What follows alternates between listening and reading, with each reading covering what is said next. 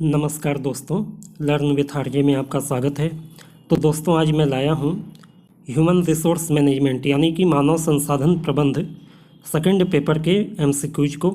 आइए देखते हैं। Which one is following is not a principle of labour legislation? Principle of protection यानी सुरक्षा का सिद्धांत, प्रिंसिपल ऑफ सोशल जस्टिस सामाजिक न्याय का सिद्धांत, principle of social security and welfare सामाजिक सुरक्षा और कल्याण का सिद्धांत, या principle of reasonable standard of living उचित जीवन स्तर का सिद्धांत।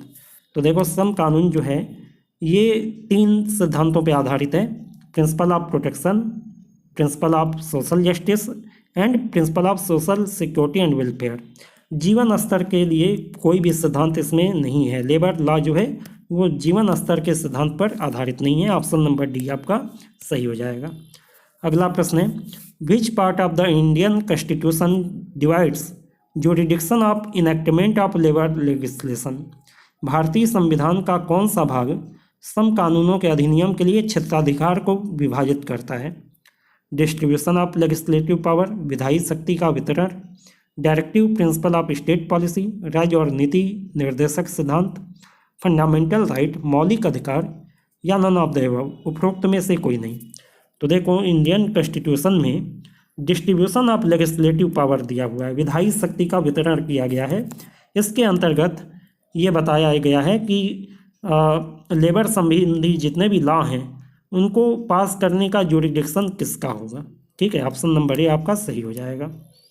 अगला प्रश्न है, यह सिद्धांत किसने प्रतिपादित किया है कि औद्योगिक संघर्ष वर्गों के बीच व्यापक सामाजिक संघर्ष का एक हिस्सा है और इसका उपयोग मानव समाज में परिवर्तन और विकास की मौलिक ऐतिहासिक प्रक्रिया को समझने के लिए किया जाता है?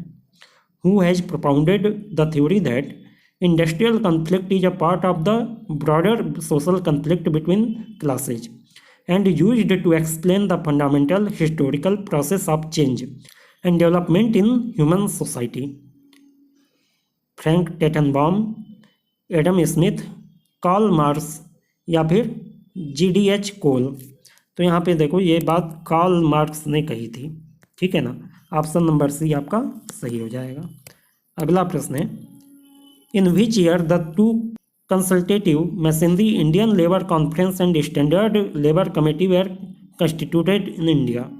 भारत में 2 सलाहकार मशीनरी भारतीय श्रम सम्मेलन और अस्थायी श्रम समिति का गठन किस वर्ष किया गया था? 1941, 1942, 1947 या 1951? तो यहाँ पे आपका ऑप्शन नंबर बी सही हो जाएगा। 1942 में ये 2 संगठन बनाए गए थे जो सलाहकार मशीनरी के रूप में काम करने के लिए बनाए गए थे। अगला प्रश्न है, किस संशोधन द्वारा प्रबंधन में श्रमिकों की भागीदारी के प्रावधानों को भारतीय संविधान में शामिल किया गया था? By which amendment the provision of workers participation in the management is incorporated in the Indian Constitution?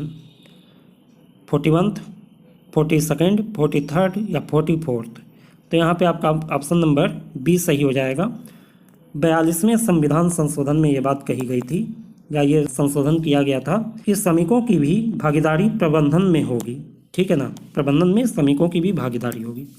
अगला प्रश्न है, ILO की संरचना में शामिल है। The structure of ILO include, ILO मतलब इंटरनेशनल लेबर ऑर्गेनाइजेशन, एक अंतर्राष्ट्रीय श्रम सम्मेलन एंड इंटरनेशनल लेबर कॉन्फ्रेंस, एक शासी निकाय और गवर्निंग बॉडी, एक अंतर्राष्ट्रीय श्रम कार्यालय एंड इंटरनेशनल लेबर ऑफिस, या ऑल ऑफ द अबव उपरोक्त सभी? तो देखो, यहाँ पे सभी बातें सही हैं। ऑप्शन नंबर डी आपका सही हो जाएगा। अगला प्रश्न है, किसने परिभाषित किया है कि एक ट्रेड यूनियन का अर्थ मुख्य रूप से सदस्यों के आर्थिक हितों जैसे उच्च वेतन, काम की बेहतर दशाएं की रक्षा के लिए और आगे बढ़ाने के उद्देश्य से किए जाने वाला एक संघ है?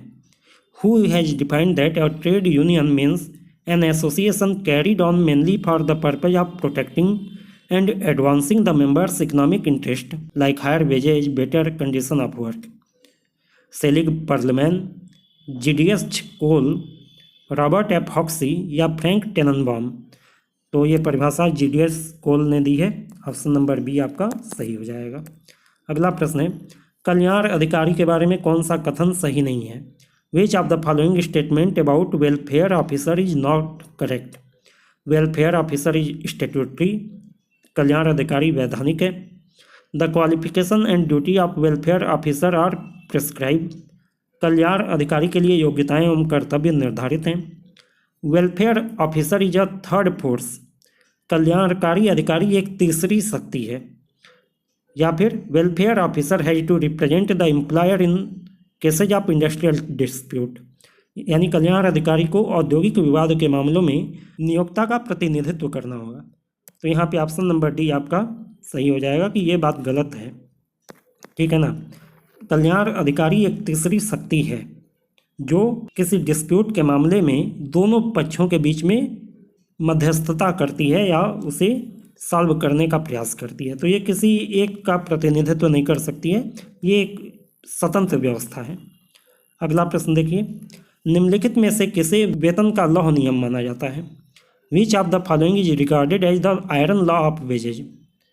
मार्जिनल प्रोडक्टिविटी थ्योरी, सीमांत उत्पादकता सिद्धांत, सबसिस्टेंस थ्योरी, निर्वाह सिद्धांत, वेज फंड थ्योरी, वेतन निधि सिद्धांत, या रेसिडुअल क्लेमेंट थ्योरी, अवशिष्ट दावेदार सिद्धांत। तो देखो यहाँ पे ऑप्शन नंबर बी आपको सही हो जाएगा, सबसिस्टेंस थ्योरी, निर्वाह सिद्धांत। इसे जो है वेतन का लौह सिद्धांत या आयरन लॉ ऑफ वेज माना जाता है कि भाई वेतन इस हिसाब से होना चाहिए कि व्यक्ति का जीवन निर्वाह तो हो जाए, ठीक है। अगला प्रश्न है, which of the following is not a type of unemployment. निम्नलिखित में से बेरोजगारी का एक प्रकार नहीं है। फ्रिक्शन अनएम्प्लॉयमेंट, घर्षणात्मक बेरोजगारी, टेक्नोलॉजिकल अनएम्प्लॉयमेंट, तकनीकी बेरोजगारी, डिस्ग्रेस एम्प्लॉयमेंट, प्रच्छन्न बेरोजगारी, या माइग्रेटरी अनएम्प्लॉयमेंट, प्रवासी बेरोजगारी। तो देखो यहाँ पे ऑप्शन नंबर डी आपका सही होगा, माइग्रेटरी अनएम्प्लॉयमेंट कोई बेरोजगारी का प्रकार नहीं है, बाकी तीन बेरोजगारी के प्रकार हैं। अगला प्रश्न है, which of the following organization और वर्ल्ड ओरिएंटेड। निम्न में से कौन सा संगठन विश्व उन्मुख है। जियोसेंट्रिक, भू केंद्रित, पॉलीसेंट्रिक, या फिर रेजियोसेंट्रिक। तो देखो जो संगठन जियोसेंट्रिक होते हैं वो जो है इंटरनेशनल वर्ल्ड के साथ ज़्यादा अच्छी तरीके से जोड़ने का प्रयास करते हैं, वर्ल्ड ओरिएंटेड होते हैं। अगला प्रश्न है, औद्योगिक संबंधों के लिए ट्रस्टीशिप दृष्टिकोण की वकालत किसके द्वारा की गई थी। The trusteeship approach of industrial relation was advocated by Karl Marx, Max Weber, Allan Flanders, या महात्मा गांधी। तो ये थ्योरी जो है महात्मा गांधी जी के द्वारा दी गई थी। ऑप्शन नंबर डी आपका सही हो जाएगा। इन्होंने कहा था कि जो एम्प्लॉयर हैं और जो एम्प्लॉई हैं उनके बीच में एक तरीके का ट्रस्टीशिप होना चाहिए, एक विश्वास होना चाहिए, विश्वास के आधार पे कार्य होना चाहिए। अगला प्रश्न है, अ trade union means an association of worker in one और मोर profession carried on mainly for the purpose of protecting and advancing the members' economic interest in connection with their daily work। ये बात किसने कही है। एक या अधिक व्यवसायों में श्रमिकों का एक संघ जो मुख्य रूप से अपने दैनिक कार्य के संबंध में सदस्यों के आर्थिक हितों की रक्षा और उन्हें आगे बढ़ाने के उद्देश्य से चलाया जाता है। Sidney and Beatrice Webb, Jake Unison, GDH Cole, या क्लाइड टी डेकर्ड। तो ये बात जो है सिडनी एंड ब्रिटाइस वेब ने कही है। ऑप्शन नंबर ए आपका सही हो जाएगा। अगला प्रश्न है, निम्नलिखित में से किसने पूर्ण रोजगार के सिद्धांत की वकालत की थी।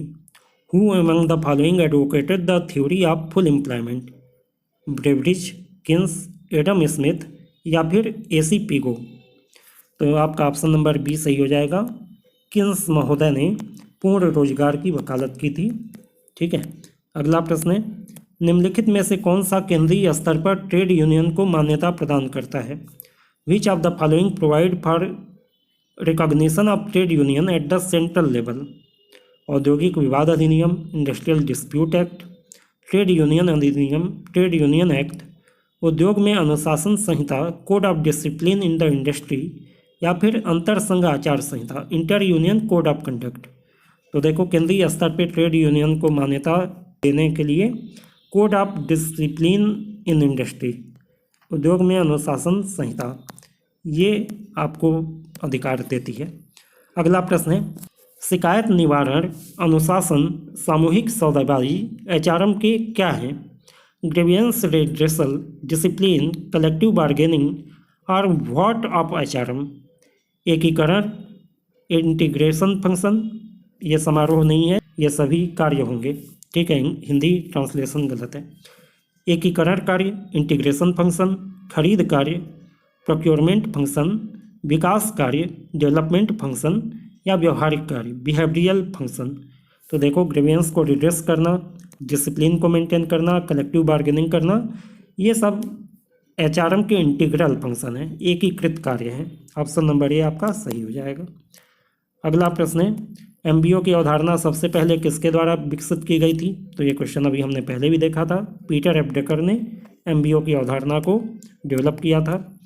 अगला प्रश्न है, औद्योगिक अनुशासन का आमतौर पे मतलब नहीं होता है। Industrial discipline ordinarily does not imply observance of the companies rule and regulation, company के नियमों और विनियमों का अनुपालन, cooperating with management and co-worker, प्रबंधन और सहकर्मियों के साथ सहयोग करना, active participation in union activities, संघ की गतिविधियों में सक्रिय भागीदारी करना, या smooth discharge of duty and responsibility, कर्तव्य और दायित्वों का सुचारू निर्वहन। तो देखो, औद्योगिक अनुशासन का मतलब इससे नहीं है। ठीक है, आप ट्रेड यूनियन में क्या कर रहे हैं, भागीदारी कर रहे हैं या नहीं कर रहे हैं, इससे अनुशासन का कोई मतलब नहीं होता है। औद्योगिक अनुशासन का मतलब है कि आप कंपनी के नियमों और विनियमों का पालन करें, अपने सहकर्मियों के साथ सहयोग करें और जो भी कर्तव्य और उत्तरदायित्व आपको दिए गए हैं उसका सम्यक रूप से आप निर्वहन करें। ऑप्शन नंबर सी आपका सही हो जाएगा। अगला प्रश्न देखिए, सहभागी प्रबंधन का एक स्वरूप कौन सा है? Which is a form of participative management? जानकारी साझाकरण, इंफॉर्मेशन शेयरिंग, सहयोगी भागीदारी, एसोसिएटिव पार्टिसिपेशन, परामर्शात्मक भागीदारी, कंसल्टेटिव पार्टिसिपेशन या ऊपर के सभी, ऑल ऑफ द एबव। तो देखो, ये सभी जो हैं सहभागी प्रबंधन यानी कि पार्टिसिपेटिव मैनेजमेंट का उदाहरण है। ऑप्शन नंबर डी आपका सही हो जाएगा। अगला प्रश्न है, प्रबंधन में श्रमिकों की भागीदारी के उद्देश्यों में सामान्यतः शामिल नहीं होता है। The objective of workers participation in the management do not ordinarily include promotion of collective bargaining, सामूहिक सौदेबाजी को बढ़ावा देना, प्रमोशन ऑफ इंडस्ट्री हार्मोनी, औद्योगिक सद्भाव को बढ़ावा देना, प्रमोशन ऑफ इंडस्ट्रियल डेमोक्रेसी, औद्योगिक लोकतंत्र को बढ़ावा देना, या प्रमोशन ऑफ प्रोडक्टिविटी, उत्पादकता को बढ़ावा देना। तो पार्टिसिपेशन इन मैनेजमेंट का ऑब्जेक्टिव होता है कि सद्भाव अधिक हो, लोकतांत्रिक व्यवस्था हो, उत्पादकता बढ़े, ये तीनों तो होता है। लेकिन कलेक्टिव बार्गेनिंग यानी सामूहिक सौदेबाजी के लिए ये उद्देश्य नहीं है कि श्रमिकों को भागीदारी दी जाए। अगला प्रश्न है, which form of participative management promote semi autonomous work group? सहभागी प्रबंधन का कौन सा स्वरूप अर्ध स्वायत्त कार्य समूहों को बढ़ावा देता है? कार्य जीवन की गुणवत्ता, क्वालिटी ऑफ वर्क लाइफ, गुणवत्ता चक्र यानी quality circle, TQM total quality management, या गुणवत्ता समूह क्वालिटी ग्रुप। तो यहाँ पे आपका ऑप्शन नंबर सी सही हो जाएगा, टोटल क्वालिटी मैनेजमेंट।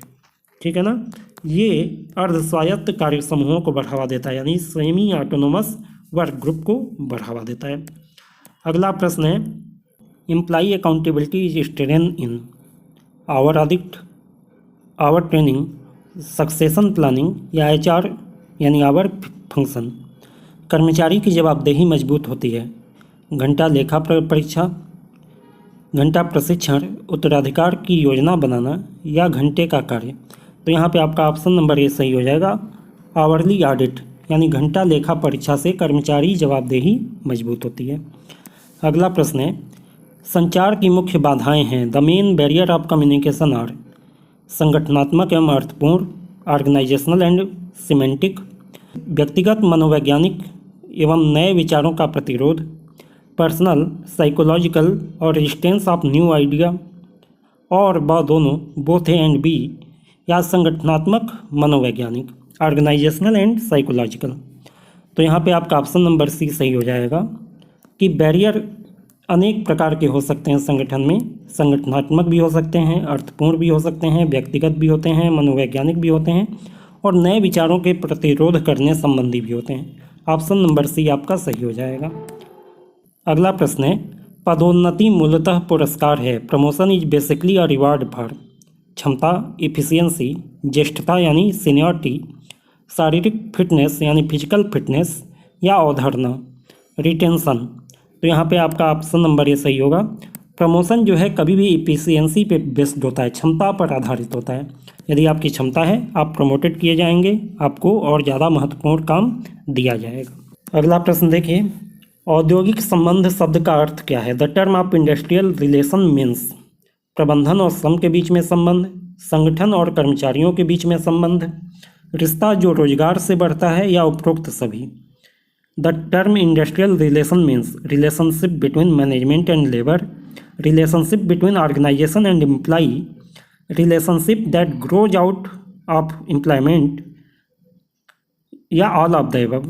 तो देखो इंडस्ट्रियल रिलेशन का मतलब यही होता है, ऑल ऑफ द एबव, उपरोक्त सभी, यानी प्रबंध और श्रम के बीच में जो रिश्ता है, संगठन कर्मचारियों के बीच में रिश्ता है, या फिर रोजगार की वजह से जो नए नए रिश्ते डेवलप हो जाते हैं संगठन के अंदर, ये सभी औद्योगिक संबंध में शामिल किए जाते हैं। अगला प्रश्न है, during whose prime ministership the new economic policy was introduce in India. Bharat में नई आर्थिक नीति किसके प्रधानमंत्रित्व काल में लागू की गई थी। तो देखो नई आर्थिक नीति 1991 में आई थी और पीवी नरसिम्हा राव उस समय देश के प्रधानमंत्री थे। ऑप्शन नंबर सी आपका सही हो जाएगा। अगला प्रश्न देखो, कोई भी अनुशासन कब अप्रभावी या कम प्रभावी हो जाता है। When any discipline becomes ineffective और लेस इफेक्टिव।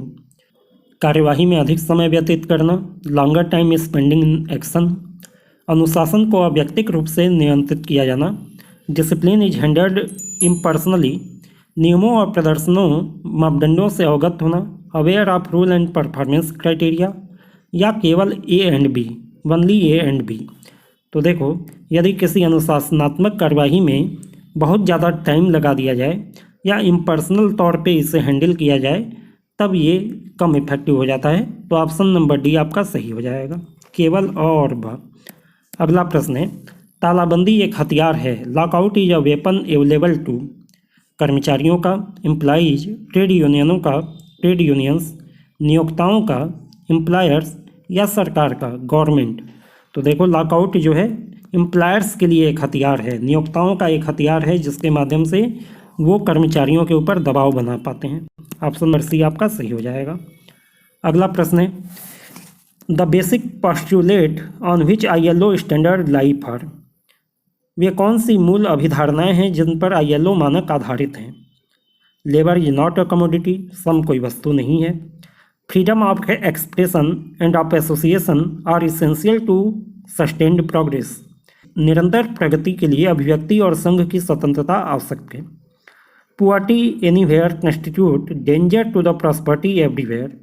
गरीबी कहीं भी हो वो हर जगह की समृद्धि के लिए खतरा बन सकती है। या ऑल ऑफ द एबव, या उपरोक्त सभी। तो देखो इंटरनेशनल लेवल ऑर्गेनाइजेशन के स्टैंडर्ड जो हैं वो इन तीनों बातों पे निर्भर हैं। इन तीनों बातों को ध्यान में रख के बनाए गए हैं, इसलिए ऑप्शन नंबर डी आपका सही हो जाएगा। अगला प्रश्न देखिए, निम्नलिखित में से किस श्रेणी के श्रमिकों के लिए कल्याण निधि का कोई प्रावधान नहीं है। For which of the following categories of workers there is no provision for welfare fund. बीड़ी श्रमिक, द बीड़ी वर्कर्स, अभ्रक खदानों में काम करने वाले श्रमिक यानी workers working at mica mines, सीने वर्कर्स, या फिर मुद्रण उद्योग में काम करने वाले श्रमिक, workers working in the printing industry. तो देखो प्रिंटिंग इंडस्ट्री में जो वर्कर्स काम करते हैं उनके लिए कोई प्रोविज़न नहीं है वेलफेयर फंड का। ऑप्शन नंबर डी आपका सही हो जाएगा। अगला प्रश्न है, under which segment of the Indian constitution the labour policy is designed. भारतीय संविधान के किस खंड के तहत श्रम नीति तैयार की गई है। प्रियम्बल, प्रस्तावना, फंडामेंटल राइट्स, मौलिक अधिकार, directive principle of state policy, राज्य के नीति निर्देशक सिद्धांत, या फंडामेंटल ड्यूटीज, मौलिक कर्तव्य। अब यहाँ पे देखो ये चार चीज़ें बता दी गई हैं। अब इन चारों का कॉम्बिनेशन नीचे दिया हुआ है, इसमें से हमें चूज करना है। ओनली सी, केवल सी, ए बी एंड सी, ए और सी, या ए बी सी डी चारों। तो देखो यहाँ पे आपका ऑप्शन नंबर 20 सही हो जाएगा, ए बी और सी, ठीक है ना। यानी प्रियम्बल में भी इसकी बात कही गई है, फंडामेंटल राइट वाले चैप्टर में भी बात कही गई है, directive principle of state policy में भी ये बात कही गई है, लेकिन फंडामेंटल ड्यूटीज वाले चैप्टर में सम नीति तैयार करने संबंधी कोई बात नहीं कही गई है, इसलिए ऑप्शन नंबर बी आपका सही हो जाएगा। अगला प्रश्न है, नाम मात्र मजदूरी को वास्तविक मजदूरी में रूपांतरित करने के लिए किस सूचकांक का प्रयोग किया जाता है? The conversion of nominal wage into real wage is done by using the which of following index? मानव विकास सूचकांक, ह्यूमन डेवलपमेंट इंडेक्स, गरीबी सूचकांक, पॉवर्टी इंडेक्स, थोक मूल्य सूचकांक यानी होलसेल प्राइस इंडेक्स, या उपभोक्ता मूल्य सूचकांक, कंज्यूमर प्राइस इंडेक्स। तो यहाँ पे आपका ऑप्शन नंबर डी सही हो जाएगा, कंज्यूमर प्राइस इंडेक्स, उपभोक्ता मूल्य सूचकांक। यदि नॉमिनल वेजेज में उपभोक्ता मूल्य सूचकांक का मल्टीप्लाई कर दिया जाए तो वास्तविक मजदूरी की राशि ज्ञात हो जाती है। अगला प्रश्न है, न्यू लैंडमार्क प्रयोग संबंधित है। The new landmark experiment is associated with कार्यस्थल पे मानवीय संबंध, human relation at work place, networking संगठन, नेटवर्किंग ऑर्गेनाइजेशंस, उद्योगों में कल्याण आंदोलन, welfare movement in the industries, व्यवहार सिद्धांत, बिहेवियरल थ्योरी। तो देखो न्यू लैंडमार्क एक्सपेरिमेंट जो है ना, वेलफेयर मूवमेंट इन इंडस्ट्रीज, उद्योगों में कल्याण आंदोलन से संबंधित है। ऑप्शन नंबर सी आपका सही होगा। अगला प्रश्न देखिए, जिनेवा में मुख्यालय के साथ नियोक्ता का अंतर्राष्ट्रीय संगठन IOE तैयार किया गया था। The international organization of employers यानी IOE with headquarters in Geneva was formulated in 1910, 1920, 1930 या 1940। तो यहाँ पे आपका ऑप्शन नंबर बी सही होगा, 1920 यानी 1920 में IOE को तैयार किया गया था। अगला प्रश्न है, भारत के ट्रेड यूनियन आंदोलन का उदय किसके बीच में हुआ था? Indian trade union movement emerge between 1920 to 30, 1850 to 1870, 1870 to 1880 या 1930 to 1947। तो भारत में जो ट्रेड यूनियन मूवमेंट था वो 1920 से 1930 यानी 1920 to 1930 के बीच में हुआ था। ऑप्शन नंबर ए आपका सही होगा। अगला प्रश्न है, उद्योग में अनुशासन संहिता को भारतीय श्रम सम्मेलन ट्रिपेंटाइट द्वारा अपनाया गया था। The code of discipline in industry was adopted by the Indian labour conference tripartite in 1948, 1958, 1968 या 1950। तो यहाँ पे आपका ऑप्शन नंबर बी सही होगा, 1958। अगला प्रश्न है, भारत का संविधान ILO कन्वेंशन द्वारा प्रतिपादित मौलिक अधिकार के रूप में संघ की स्वतंत्रता के सिद्धांत को कायम रखता है। The constitution of India uphold the principle freedom of association as a fundamental right enunciated by ILO convention in article 20C, article 19C, article 24C या आर्टिकल 18C। तो देखो यहाँ पे ऑप्शन नंबर बी आपका सही होगा, आर्टिकल 19C के अंतर्गत इसे बनाए रखा गया है, यानी इस सिद्धांत को फॉलो किया जाता है। अगला प्रश्न है, देश में चल रहे वैश्वीकरण के चलते हमारे श्रम कानूनों में सुधार की जरूरत है, लेकिन निम्नलिखित में से कौन सी ताकतें मौजूदा श्रम कानूनों में बदलाव का विरोध करती हैं? The ongoing globalization in the country need reforms in our labour laws, but which of the following forces oppose change in the existing labour legislation? सरकार, गवर्नमेंट, श्रमिक एवं trade union, labour and trade unions, नियोक्ता संघ, employers association या मानवाधिकार आयोग, human right commission. तो देखो वर्तमान में जो श्रम कानून बने हुए हैं उनमें बदलाव को लेबर और ट्रेड यूनियंस ये बाधित करते हैं, ठीक है, ये इसके खिलाफ प्रदर्शन करने लगते हैं, कानूनों में बदलाव नहीं होने देते हैं। लेकिन आज के वैश्वीकृत समाज में इसमें परिवर्तन की आवश्यकता है। अब देखिए लास्ट चैप्टर आता है सामूहिक सौदेबाजी यानी कि कलेक्टिव बार्गेनिंग। अगला प्रश्न है, सामूहिक सौदेबाजी को इसके अंतर्गत परिभाषित किया गया है। Collective bargaining is defined under the राष्ट्रीय श्रम संबंध अधिनियम, नेशनल लेबर रिलेशन एक्ट, व्यावसायिक सुरक्षा एवं स्वास्थ्य अधिनियम, occupational safety and health act, नागरिक अधिकार अधिनियम, सिविल राइट एक्ट या निष्पक्ष श्रम मानक अधिनियम, फेयर लेबर स्टैंडर्ड एक्ट। तो देखो सामूहिक सौदेबाजी को राष्ट्रीय श्रम संबंध अधिनियम यानी नेशनल लेबर रिलेशन एक्ट के अंतर्गत परिभाषित किया गया है। अगला प्रश्न है, नियोक्ता द्वारा कर्मचारियों के प्रतिनिधि के साथ सौदेबाजी करने से इनकार को निम्नलिखित के रूप में घोषित किया जाता है। Employer refusal to bargain with the employees representative is declare as an आर्थिक हड़ताल, इकोनॉमिक स्ट्राइक, कार्यकारी कार्यवाही, एग्जीक्यूटिव प्रोसीडिंग्स, अनुचित श्रम अभ्यास, अनफेयर लेबर प्रैक्टिस या मध्यस्थता की कार्रवाई, आर्बिट्रेशन प्रोसीडिंग। तो देखो यहाँ पे ऑप्शन नंबर सी आपका सही होगा, अनफेयर लेबर प्रैक्टिस। यानी यदि नियोक्ता अपने कर्मचारियों के प्रतिनिधि के साथ बातचीत करने से या बार्गेन करने से मना कर देता है तो ये अभ्यास जो है अनुचित श्रम अभ्यास के रूप में जाना जाता है। अगला प्रश्न है, सामूहिक सौदेबाजी की प्रक्रिया में शामिल पार्टियों में शामिल हैं। The parties engage in the collective bargaining process involve N कर्मचारी और नियोक्ता, एम्प्लॉई एंड एम्प्लॉयर, कर्मचारी प्रतिनिधि और नियोक्ता, employee representative and the employer, नियोक्ता एवं श्रम निरीक्षक, एम्प्लॉयर एंड लेबर इंस्पेक्टर या श्रम निरीक्षक एवं एक कर्मचारी, labour inspector and an employee. तो यहाँ पे आपका ऑप्शन नंबर बी सही हो जाएगा। जब भी जो है कलेक्टिव बार्गेनिंग का प्रोसेस होता है तो इसमें कर्मचारी और उसके प्रतिनिधि शामिल होते हैं एक और, दूसरी ओर नियोक्ता होता है। ठीक है, यानी ये तीनों ही इसमें शामिल हो जाते हैं। अगला प्रश्न है, राष्ट्रीय श्रम संबंध अधिनियम की धारा 8D में निम्नलिखित के दौरान हड़ताल या तालाबंदी पर रोक लगाया गया है। Section 8D of the national labour relation act prohibit strike और लॉक आउट ड्यूरिंग द सौदेबाजी, निगोशिएशन, नोटिस अवधि, नोटिस पीरियड, छटनी, ले ऑफ या चुनाव का संचालन, कंडक्ट ऑफ एन इलेक्शन। तो यहाँ पे आपका ऑप्शन नंबर बी सही होगा, नोटिस पीरियड। यानी कोई भी हड़ताल या तालाबंदी करनी होती है तो पहले नोटिस देना पड़ता है कुछ दिनों पहले, और नोटिस पीरियड के दौरान किसी भी तरीके का स्ट्राइक या लॉकडाउन लॉकआउट नहीं होगा। इस बात को राष्ट्रीय श्रम संबंध अधिनियम में बताया गया है।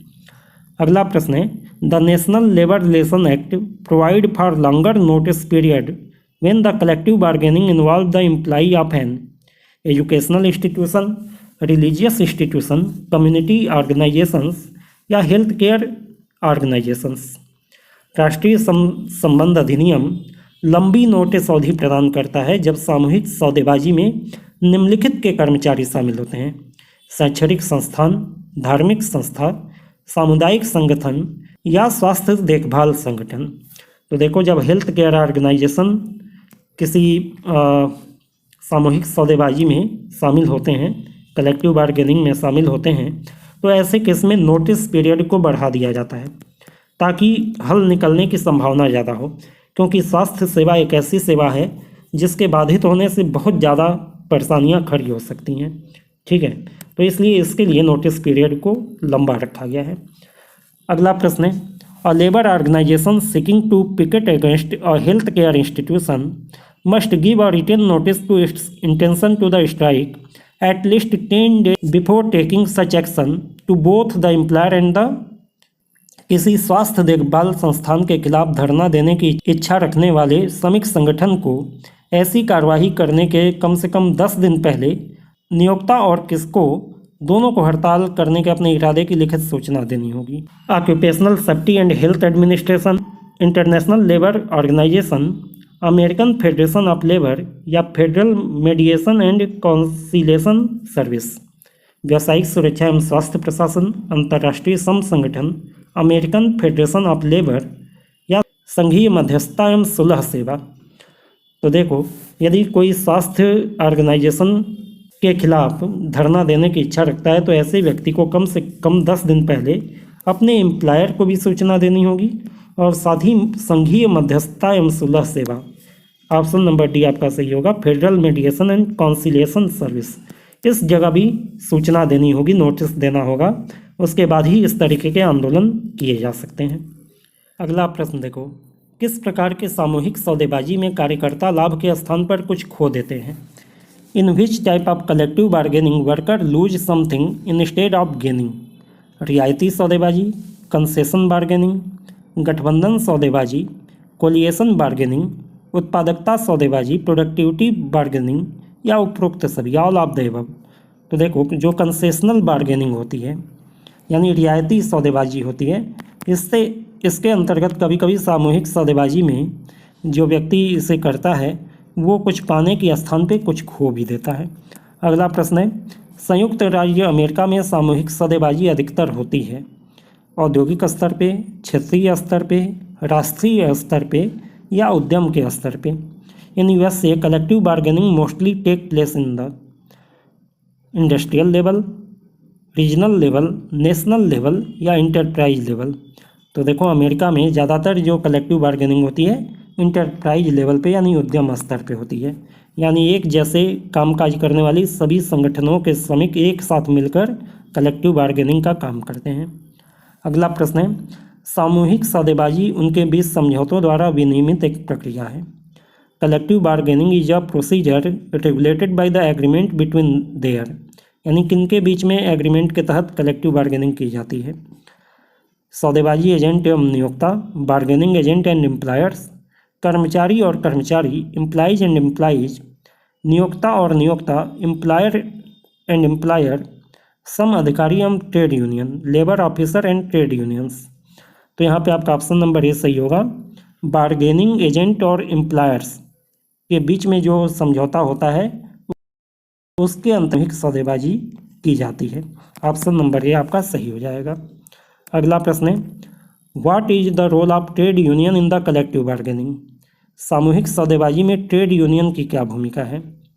To protect job and real earnings, नौकरियों और वास्तविक कमाई की रक्षा के लिए, better condition of work of life for workers, श्रमिकों के लिए कामकाजी जीवन की बेहतर स्थितियों के लिए, fighting against any possible exploitation, किसी भी संभावित शोषण के खिलाफ लड़ना, या उपरोक्त सभी, ऑल ऑफ द एबव।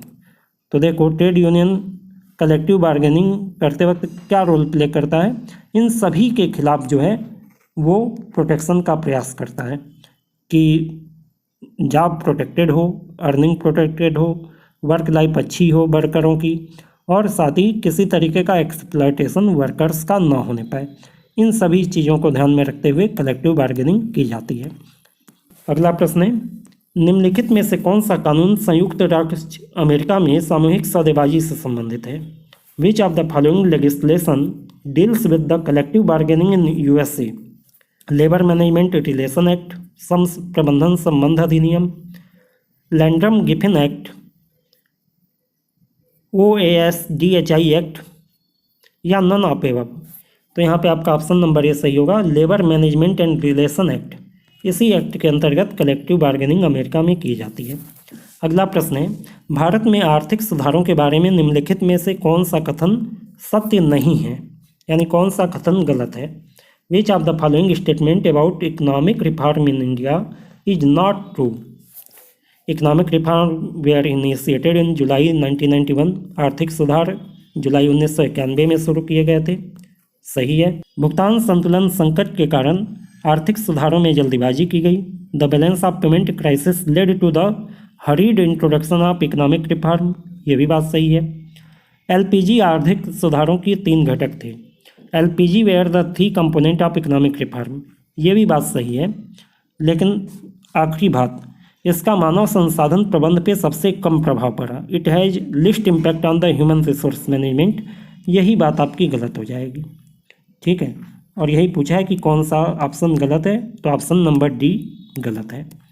अगला प्रश्न है, मानव संसाधन का युक्तिकरण साधन, rationalization of human resource mean केवल आकार घटाना, ओनली डाउन साइजिंग, केवल जनशक्ति में वृद्धि करना, only increasing the man power strength, सही आकार राइट साइजिंग, या केवल कौशल में वृद्धि करना, स्किल इन्हेंसमेंट ओनली।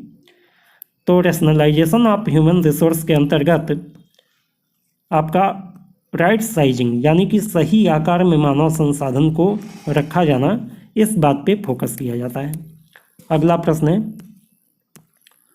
उस अर्थशास्त्री का नाम बताइए जो वित्त मंत्री बना और जिसने भारत में आर्थिक सुधारों की शुरुआत की। Name the economist turned finance minister and who initiated the economic reform in India.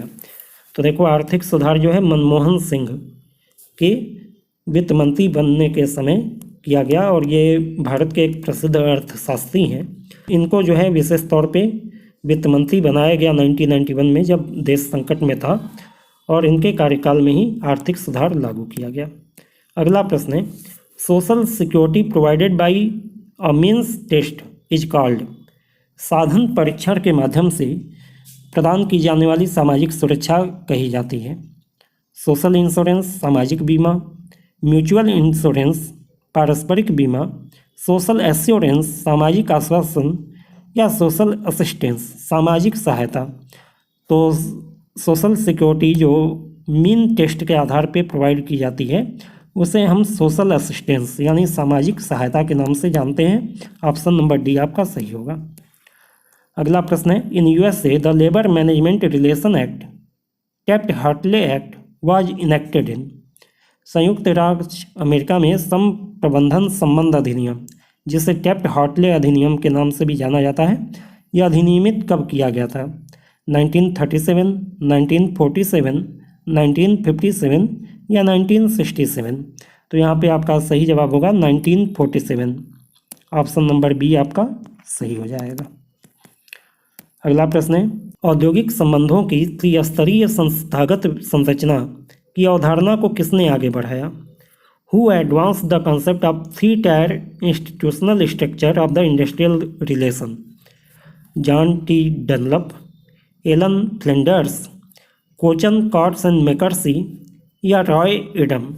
तो यहाँ पे आपका ऑप्शन नंबर सी सही होगा, कोचन कॉट्स एंड मैकर्सी। इन्होंने त्रिस्तरीय संस्थागत संरचना की अवधारणा को आगे बढ़ाया। अगला प्रश्न है, बॉम्बे हैंड मिल एसोसिएशन का गठन किसने किया था? Who formed the Bombay mill hand association? Sorabji Shapurji Bengalee, Bal Gangadhar तिलक, एन.एम. लोखंडे या फिर वी.वी. गिरी। तो देखो, बॉम्बे हैंड मिल एसोसिएशन का गठन एन.एम. लोखंडे ने किया था। ऑप्शन नंबर सी आपका सही हो जाएगा। तो अगला प्रश्न है, in which country the trade union movement began with the industrial unions? किस देश में औद्योगिक संघों के साथ ट्रेड यूनियन आंदोलन की शुरुआत हुई? ग्रेट ब्रिटेन, यूएसए यानी अमेरिका, भारत या कनाडा? तो यहाँ पे आपका ऑप्शन नंबर सी सही होगा, भारत में ऐसा हुआ था। ठीक है, तो आज के लिए इतना ही। उम्मीद है कि ये वीडियो आपके लिए उपयोगी होगा। यदि वीडियो आपको अच्छा लगा हो तो वीडियो को लाइक शेयर कीजिए और चैनल को सब्सक्राइब करके बेल आइकन दबा लीजिए ताकि नए नए वीडियोज़ की नोटिफिकेशन समय से आपको मिलती रहे। Thank you very much to all of you.